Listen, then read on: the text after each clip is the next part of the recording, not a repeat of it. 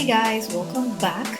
Today we are going through this design development process to choose our image. I like this one. Let's go. In a future video, I will show you how to transfer those images from your design development process onto your final presentation board. In this case, I am using a Bristol 9 inches by 12 inches. It is a smaller size than I usually use in all fashion presentations, which is 11 by 14 inches, but the focus area that I had available to me, it was kind of limited, so I had to use a 9 by 12. At this point, I am going through the lines, so everything is clear for me to render properly.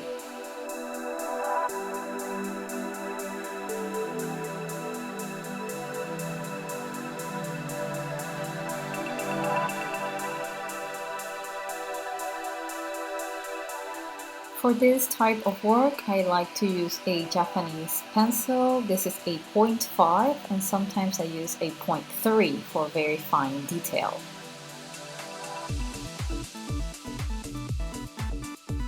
So many of you ask me, why do we need to keep the mixture of the paints when we do the color shifts? I am going to link the prior videos where we learn how to do the color shifts. Well, now we are at this point. Let's pretend these were for a collection. So I'm going to use the paint that I have in my little containers. So you will see the importance and understand why we do this. Here you can see my containers with the mixture of the paint from where we got the color shifts. They are the exact same color, and now we are going to render our collection with the same hues. This is why this is so important.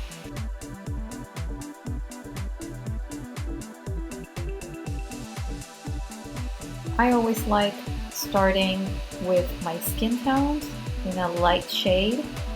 This is a mixture that I had previously made and kept.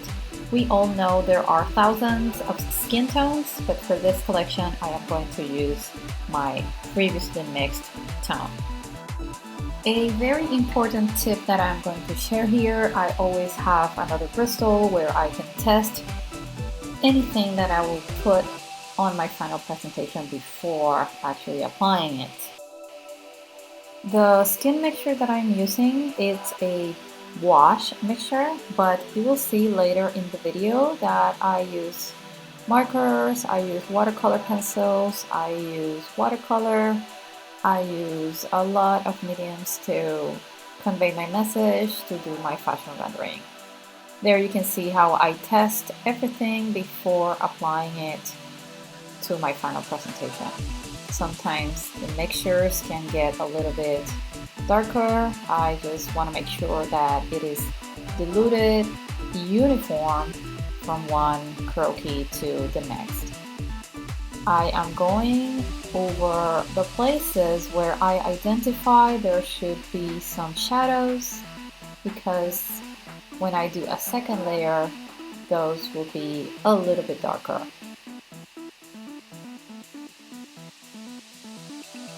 On the neck, around the face, where the arm is closer to the figure, in the center of the chest. Here is another skin tone, a little bit more pink. I am going to mix both to give a little bit of interest and dimension to that skin tone. I am going over very lightly and very diluted on top of what I just painted with my first skin tone.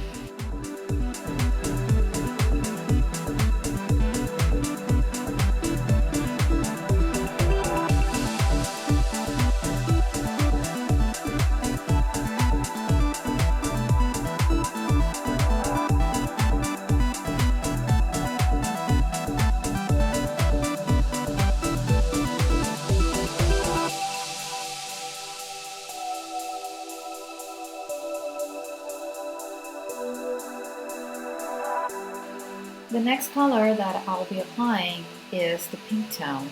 I always like to go from the lighter color to the darkest color of the collection.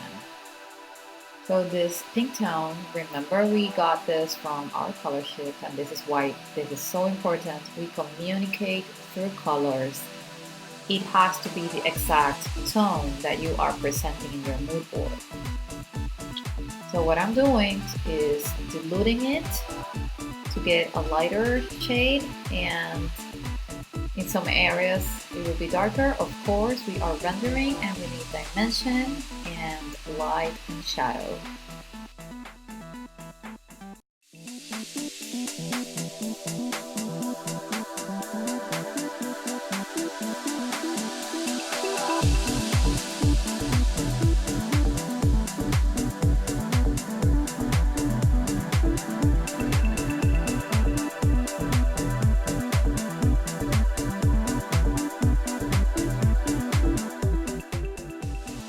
At this point, I am satisfied with the pink fabric placement. I am going to start adding a little bit of that green to some of the garments in fine and small details.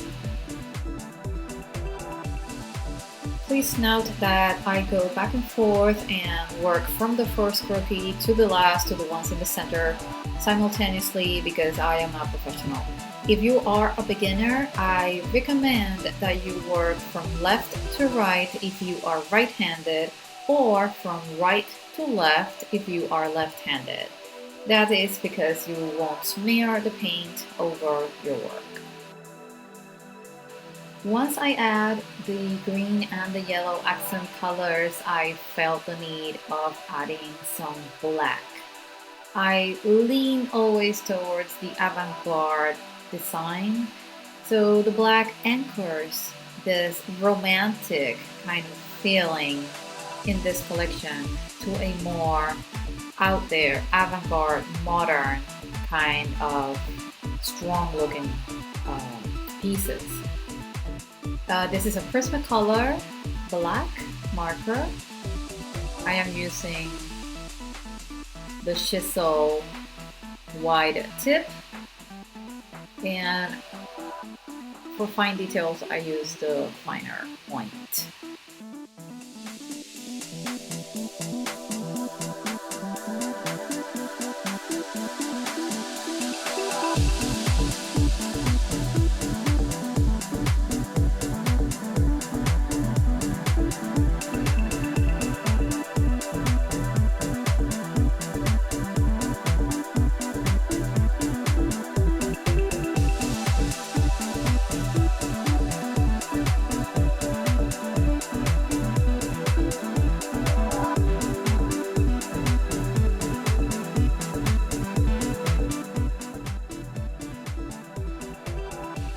This is brick white brush tip Prismacolor. I'm going over a few of the details to add some shadow and dimension.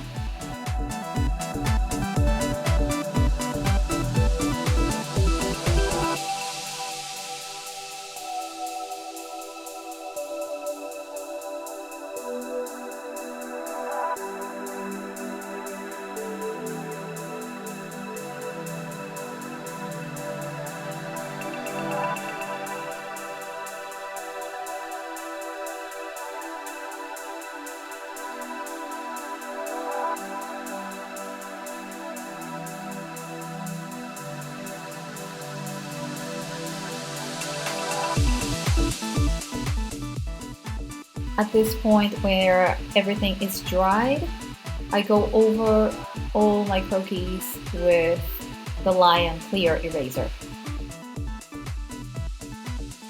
These are Faber-Castell watercolor pencils. I love their texture, it's soft. They can be diffused very easily, they can be mixed very easily. So I'm looking for colors to add some details into the collection.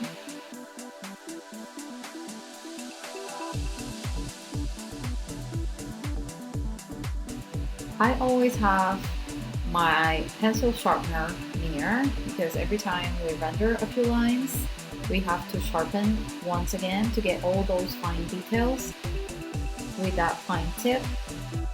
So I am adding some highlights on top of the black fabric with this pencil. Remember, these are watercolor pencils. These are Winsor & Newton. From there, I jump to my Prismacolor 70% gray to add more dramatic shadows. Remember, in the beginning of the video, I explained that I render from lighter color to darkest color. So now I am with some dark tones, accenting some of the shadows.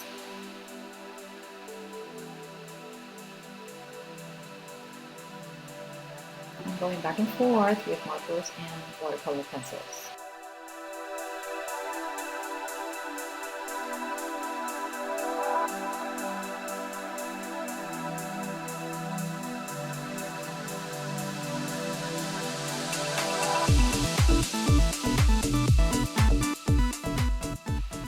This is a very important part if you are using watercolor pencils and you want your rendering to look so professional and beautiful.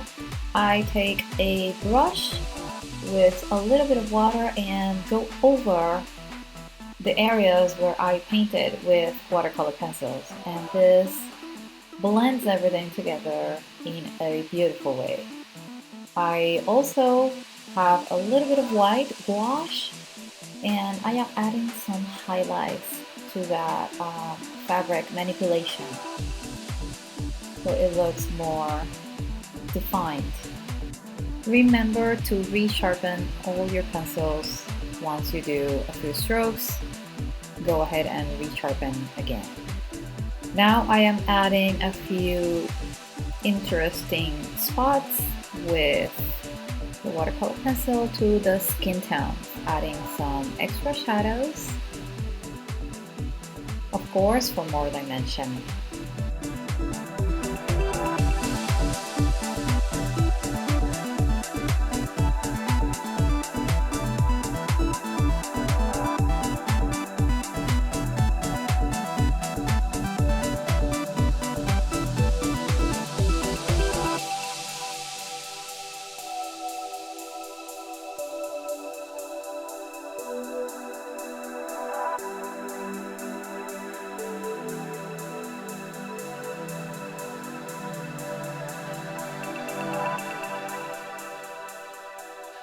And another cool tip for the skin tone, after I've done the watercolor pencil, I go over it with white watercolor pencil for blending instead of a brush and water.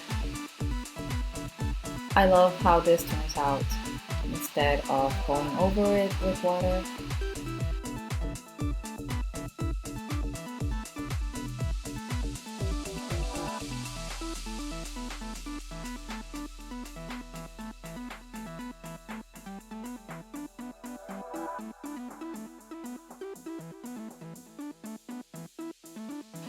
After the final details on the hair and all the skin tone and all the blouse, I go over little tiny details with my microns in different thickness, from 003 to 005, 0502,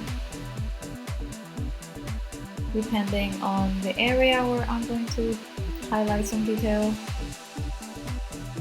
These are black to define the edges, and these are jelly rolls, white gel pen in different thickness, and I go over some areas for highlights.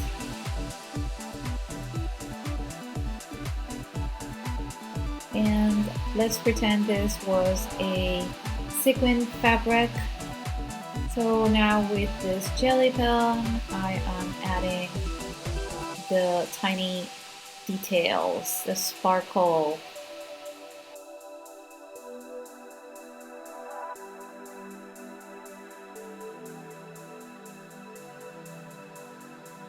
Alright, this wraps up our fashion illustration tutorial. Join us next time, subscribe, we have tons of fashion videos coming your way. Bye bye for now.